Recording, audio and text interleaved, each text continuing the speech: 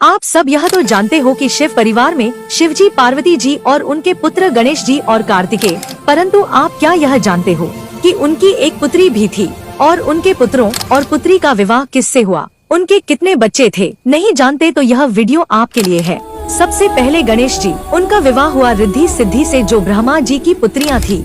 उनके 2 पुत्र हुए, उनका नाम था शुभ लाभ। अब कार्तिकेय जी, उनकी भी 2 ही पत्नियां थी। एक का नाम था देवसेना। देवसेना को देवताओं की सेना की देवी माना जाता है। दूसरी का नाम था वल्ली। वल्ली एक आदिवासी समुदाय की राजकुमारी थी, जो दक्षिण भारत में कार्तिकेय की पत्नी के रूप में पूजी जाती है, जहां कार्तिक जी को मुर्गन के रूप में पूजा जाता है। उनके पुत्रों का नाम था स्कंद और विशाख। अब शिवजी की पुत्री का नाम था अशोक सुंदरी। उनके पति का नाम नहुष था। वह चंद्रवंश के एक राजा थे, जो राजा आयु के पुत्र थे। अशोक सुंदरी के 7 पुत्र और 100 पुत्रियां थी, जिनमें से ययाति प्रमुख पुत्र है। तो दोस्तों, यह था पूरा शिव परिवार। अगर आपको यह जानकारी अच्छी लगी तो चैनल के सब्सक्राइब जरूर कीजिएगा। आप सब यह तो जानते हो कि शिव परिवार में शिव जी, पार्वती जी और उनके पुत्र गणेश जी और कार्तिकेय, परंतु आप क्या यह जानते हो कि उनकी एक पुत्री भी थी और उनके पुत्रों और पुत्री का विवाह किससे हुआ, उनके कितने बच्चे थे? नहीं जानते तो यह वीडियो आपके लिए है।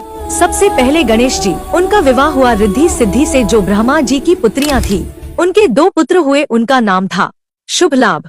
अब कार्तिकेय जी, उनकी भी 2 ही पत्नियां थी। एक का नाम था देवसेना। देवसेना को देवताओं की सेना की देवी माना जाता है। दूसरी का नाम था वल्ली। वल्ली एक आदिवासी समुदाय की राजकुमारी थी, जो दक्षिण भारत में कार्तिकेय की पत्नी के रूप में पूजी जाती है, जहां कार्तिक जी को मुर्गन के रूप में पूजा जाता है। उनके पुत्रों का नाम था स्कंद और विशाख। अब शिवजी की पुत्री का नाम था अशोक सुंदरी। उनके पति का नाम नहुष था। वह चंद्रवंश के एक राजा थे, जो राजा आयु के पुत्र थे। अशोक सुंदरी के 7 पुत्र और 100 पुत्रियां थी, जिनमें से ययाति प्रमुख पुत्र है। तो दोस्तों, यह था पूरा शिव परिवार। अगर आपको यह जानकारी अच्छी लगी तो चैनल के सब्सक्राइब जरूर कीजिएगा।